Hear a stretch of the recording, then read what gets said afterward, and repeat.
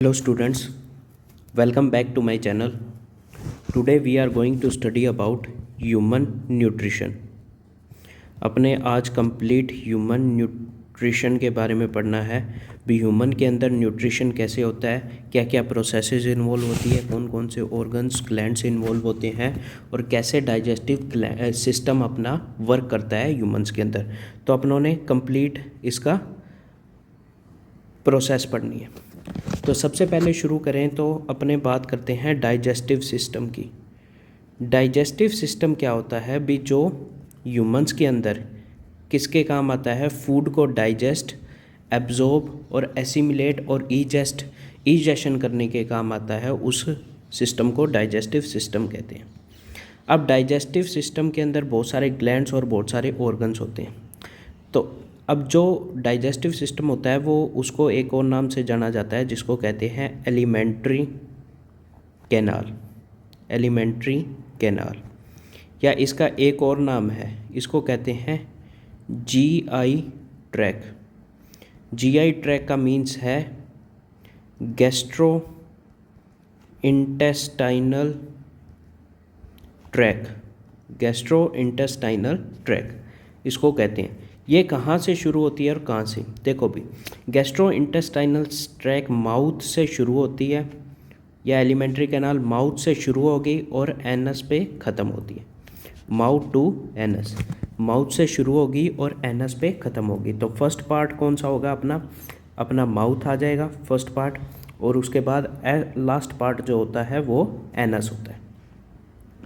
तो अब digestive system start करने से पहले अपने पढ़ लेते हैं भी, जैसे होलोजोइक न्यूट्रिशन के बारे में पढ़ा था पिछली वीडियोस के अंदर। तो जिसने वो नहीं देखी पहले जाके वो देख ले, ताकि क्या है तुम्हें ये बढ़िया तरीके से समझ आ सके। तो अपने प्रोसेस शुरू करते हैं। कहाँ से शुरू होगी, माउथ से शुरू होगी। तो सबसे पहले अपने माउथ की बात कर लेते हैं। माउथ की बात करने से पहले अपने बात कर लेते हैं organs and glands involved in digestion. एक तरफ मैं लिख लेता हूँ ऑर्गन्स और एक तरफ लिख लेता हूँ ग्लैंड्स। तो देखो भी, कुछ ऑर्गन्स पार्ट लेंगे डाइजेशन के अंदर, कुछ ग्लैंड्स पार्ट लेंगे। तो ऑर्गन्स की बात करूँ तो एक तो हो जाएगा माउथ।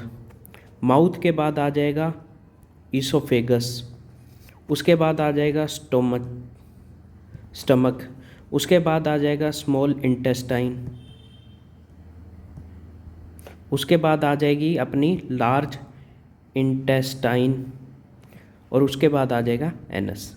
ये सारे तो हो गए ऑर्गन्स जो डाइजेशन में हेल्प करते हैं। और ग्लैंड्स आ जाते हैं जैसे सलेवरी ग्लैंड, उसके बाद आ जाता है सलेवरी ग्लैंड के बाद लीवर, उसके बाद आ जाता है पेनक्रियास। तो ये सारे क्या है, ये सारे ग्लैंड्स हैं जो डाइजेशन में हेल्प करते हैं, और ये सारे ऑर्गन्स हो गए। अब स्टार्ट करते हैं, स्टार्टिंग से एंड तक चलेंगे। तो सबसे पहले बात करते हैं माउथ की। तो सबसे पहले अपने फूड लेते हैं माउथ से। तो सबसे पहले जो वर्क आता है वो किसका आता है, टीथ का। टीथ का वर्क आता है। टीथ क्या करता है, बाइट करने में और चबाने में काम आता है। फूड जो अपनों ने लिया है, फूड को किस में, चबाने में और बाइट करने में काम है। तो अपने बात करें तो टीथ क्या होते हैं, दो टाइप के टीथ होते हैं। एक होते हैं मिल्क टीथ, जो कितने होते हैं, 20 होते हैं। और दूसरे होते हैं परमानेंट टीथ, जो क्या होते हैं 28 to 32।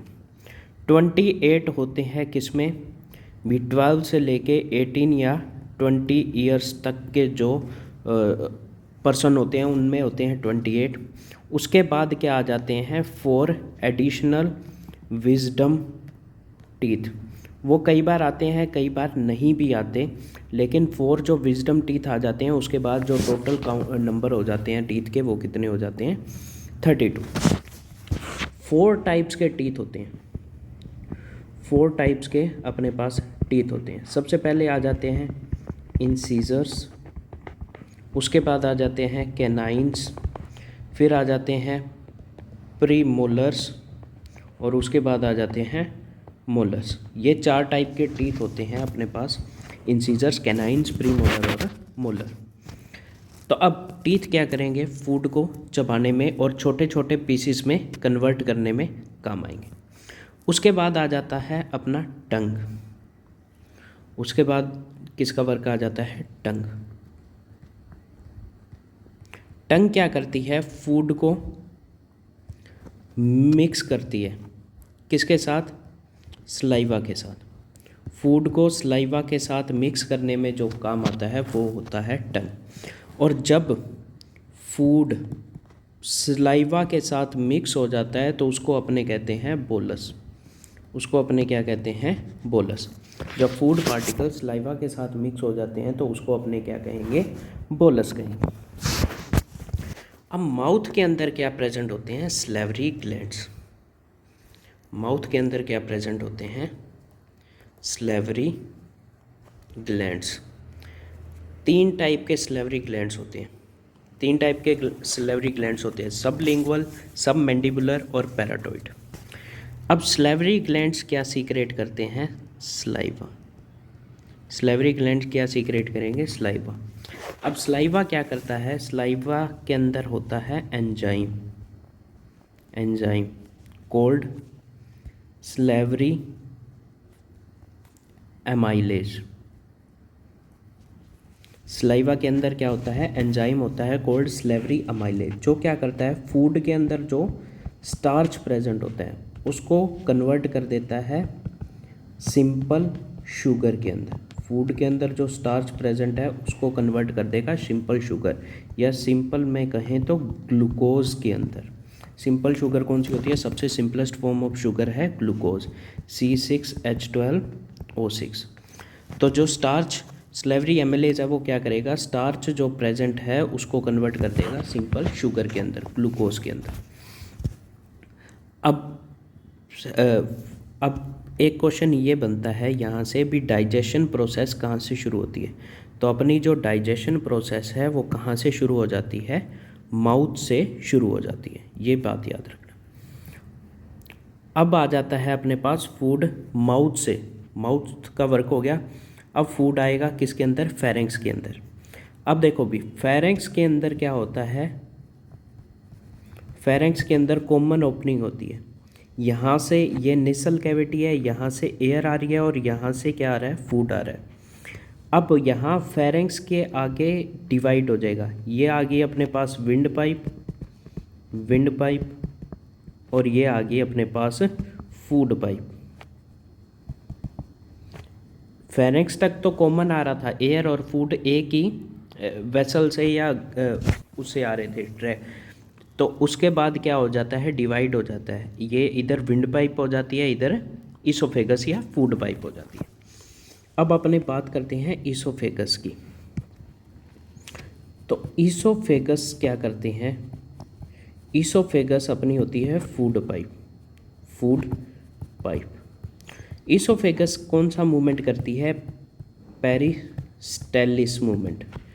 पेरिस्टेलिस मूवमेंट करती है, जिसकी वजह से क्या होता है, फूड की डाउनवर्ड मूवमेंट होती है, फूड की डाउनवर्ड मूवमेंट होती है। पेरिस्टेलिस मूवमेंट कौन सी होती है, मीन्स ये अपनी ईसोफेगस है और यहाँ पे क्या है, फूड पार्टिकल है। तो यहाँ से ईसोफेगस क्या करेगी, कॉन्ट्रैक्ट करेगी, अंदर की ओर जाएगी। कॉन्ट्रैक्ट करेगी तो प्रेशर पड़ेगा इस डाउनवर्ड, तो फूड मटेरियल कहाँ है, ऐसे डाउनवर्ड मूव करेगा।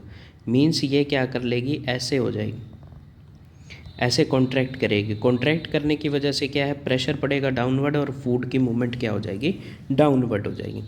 और डाउनवर्ड कहाँ हो जाएगी, स्टमक के अंदर। अब अपने बात करना है नेक्स्ट जो आ जाता है स्टमक। ईसोफेगस के अंदर जो मूवमेंट होती है वो इनवॉलेंट्री होती है, मींस अपने कंट्रोल में नहीं होती, वो अपने आप होती है, ब्रेन कंट्रोल करता है। अब आ जाता है अपने पास स्टमक। स्टमक के अंदर क्या होता है, फूड काफ़ी टाइम के लिए स्टोर रहता है, मींस 4 से 6 7 8 घंटे फूड क्या रहेगा, वहाँ स्टोर रहेगा। अब स्टमक के अंदर 3 चीज़ें रिलीज़ होती हैं।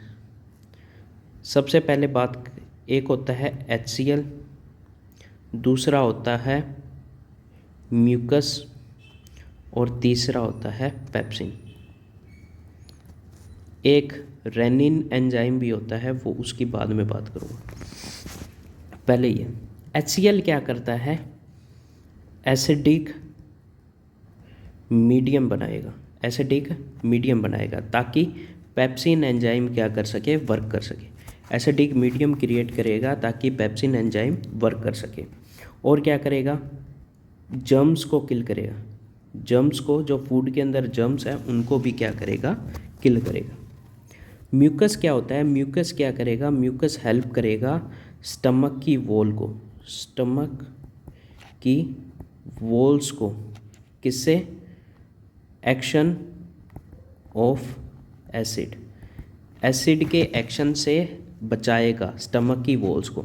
मीन्स स्टमक की वॉल होती है, उस पर क्या होती है, म्यूकस की ऐसे लाइनिंग हो जाती है। लाइनिंग क्या करती है, वो स्टमक की वॉल को एसिड से प्रोटेक्ट करती है। अब तीसरा आ जाता है पेप्सिन।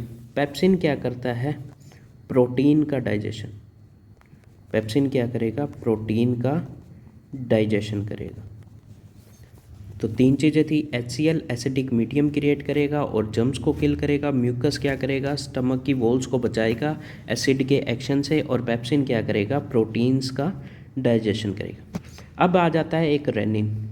रेनिन एंजाइम जो होता है वो क्या करता है, जो चिल्ड्रंस होते हैं उनके अंदर क्या करता है, कैसीन प्रोटीन का डाइजेशन करता है। कैसीन प्रोटीन कौन सा होता है, मिल्क प्रोटीन जिसको कहते हैं, मिल्क प्रोटीन होता है, उसका डाइजेशन कौन करता है, कैसीन प्रोटीन का रेनिन करता है चिल्ड्रंस के अंदर during the time of lactation. ये होगी स्टोमक की बात। अब स्टोमक के बाद फूड जाएगा किसके अंदर, स्मॉल इंटेस्टाइन के अंदर। फूड एंटर करेगा स्मॉल इंटेस्टाइन के अंदर।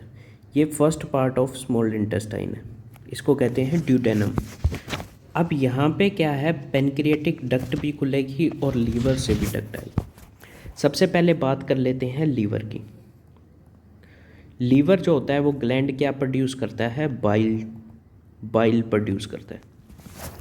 लीवर प्रोड्यूस करता है बाइल। अब बाइल क्या करता है, emulsification of fat, emulsification of fats. Means emulsification of fats क्या होता है, जो लार्ज ग्लोब्यूल्स है फैट्स के उनको तोड़ देगा छोटे छोटे ग्लोब्यूल्स के अंदर। मतलब बड़े बड़े फैट के मॉलिक्यूल्स हैं उनको छोटे छोटे मॉलिक्यूल्स में तोड़ देगा ताकि क्या है, उनका डाइजेशन ईजिली हो सके, आगे जो एंजाइम है वो उस पर ईजिली वर्क कर सके। तो बाइल जो होता है वो प्रोड्यूस होता है लीवर के अंदर और स्टोर होता है गोल ब्लैडर के अंदर।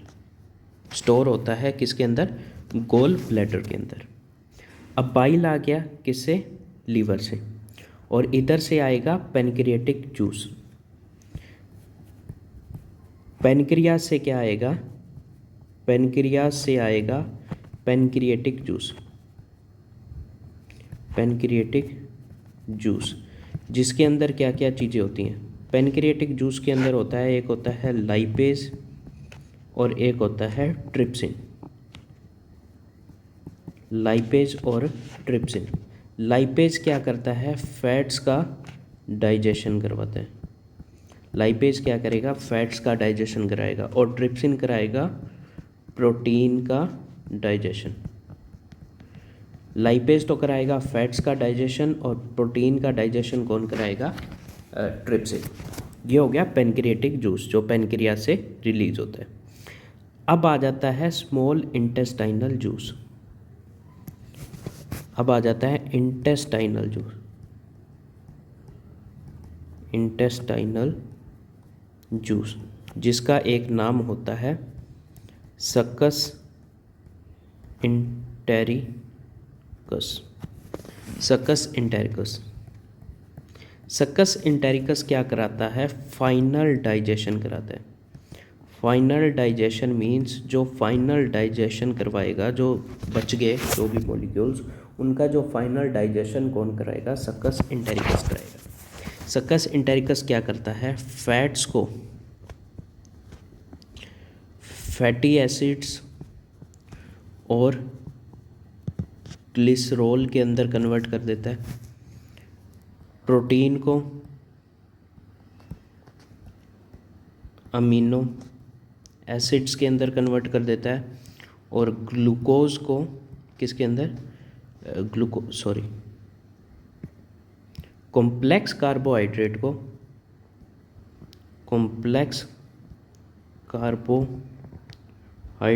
को ग्लूकोज के अंदर कन्वर्ट कर देता है। तो ये अपना सारे मॉलिक्यूल्स का फाइनल डाइजेशन हो जाता है, और फाइनल डाइजेशन का होता है स्मॉल इंटेस्टाइन के अंदर होता है। इंजेशन हो गया, डाइजेशन हो गया। अब जो प्रोसेस आती है वो आती है एब्जॉर्प्शन और एसिमिलेशन की। तो जो स्मॉल इंटेस्टाइन होती है उसकी वॉल्स पे क्या होती है, फिंगर लाइक स्ट्रक्चर्स होती हैं। क्या होती हैं? फिंगर लाइक स्ट्रक्चर्स, जिसको क्या कहते हैं, विलीज। इनको कहते हैं विलीज, जो क्या करवाती हैं, सरफेस एरिया इंक्रीज कर देती हैं। सरफेस एरिया इंक्रीज कर देती हैं किसके लिए? Absorption of digested food. Absorption of digest. Villi के अंदर क्या होती हैं? ब्लड वेसल्स होती हैं। ब्लड यहाँ आता जाता रहता है, और क्या होता है, यहाँ से क्या हो जाता है, जो डाइजेस्टेड फूड मॉलिक्यूल्स है उनका क्या हो जाता है, एब्जॉर्प्शन हो जाता है, और एब्जॉर्प्शन होके वो किस में चले जाते हैं, ब्लड के अंदर। एब्जॉर्प्शन हो गया, और ब्लड उनको सारे सेल्स तक पहुंचा देता है जहां उनकी रिक्वायर्ड होती है, और ये प्रोसेस कहलाती है एसिमिलेशन। एब्जॉर्प्शन किसने किया? विलीज के द्वारा किया गया। विलीज क्या होती है? फिंगर लाइक स्ट्रक्चर होती हैं स्मॉल इंटेस्टाइन के अंदर, जो क्या करवा देती हैं, एब्जॉर्प्शन के हेल्प करती हैं, जो सरफेस एरिया इंक्रीज करती है एब्जॉर्प्शन के लिए। डाइजेस्टेड फूड एब्जॉर्ब हो जाता है, उसके अंदर ब्लड वेसल्स होती हैं, और वो क्या करती हैं, ब्लड के अंदर मिक्स हो जाता है डाइजेस्टेड फूड, और वो पूरे सेल्स तक पहुंच जाता है, और उस प्रोसेस को कहते हैं अपने एसिमिलेशन। अब एब्जॉर्प्शन भी हो गया और एसिमिलेशन होता है। अब आ जाता है ईजेशन। अब जो स्मॉल इंटेस्टाइन है वहाँ एब्जॉर्प्शन हो गया। अब जो लार्ज इंटेस्टाइन है, लार्ज इंटेस्टाइन के अंदर मेनली क्या होता है, वाटर का एब्जॉर्प्शन होता है। वाटर एब्जॉर्ब करके बाकी जो अनडाइजेस्टेड फूड है उसको क्या कर दिया जाता है, रिमूव कर दिया जाएगा with the help of anus. उसको रिमूव कर दिया जाएगा। ये स्मॉल इंटेस्टाइन आ गई। लार्ज इंटेस्टाइन में वाटर एब्जॉर्ब करके यहाँ रिमूव कर दिया जाएगा। रेक्टम जो पार्ट होता है वहाँ क्या करता है, टेम्परेरली स्टोर रहता है। कौन? अनडाइजेस्टेड फूड, या इसको कहते हैं फीसिस, या इसको कहते हैं स्टूल या फीसिस जो होते हैं वो कहाँ स्टोर रहते हैं, टेम्परेरली रेक्टम के अंदर। फिर ब्रेन कमांड देता है तो एनस के थ्रू उसको रिमूव कर दिया जाता है, तो ये पूरी कंप्लीट प्रोसेस होगी, डाइजेशन प्रोसेस और डाइजेस्टिव सिस्टम ह्यूमंस के अंदर। तो कैसे वर्क करता है, अपनों ने माउथ के बारे में पढ़ा, फिर इसोफेगस के बारे में पढ़ा, फिर स्टमक, लीवर, पैनक्रियाज, उसके बाद अपनों ने स्मॉल इंटेस्टाइन और लार्ज इंटेस्टाइन कंप्लीट प्रोसेस पढ़ी। तो ये अपना nutrition in human beings complete हो गया। Thank you. और मेरे चैनल को अगर आपको वीडियो अच्छी लगती हो तो चैनल को सब्सक्राइब करें, कमेंट करें और लाइक करें, ताकि ऐसी अच्छी वीडियोज़ मैं जल्दी बना सकूं। Thank you.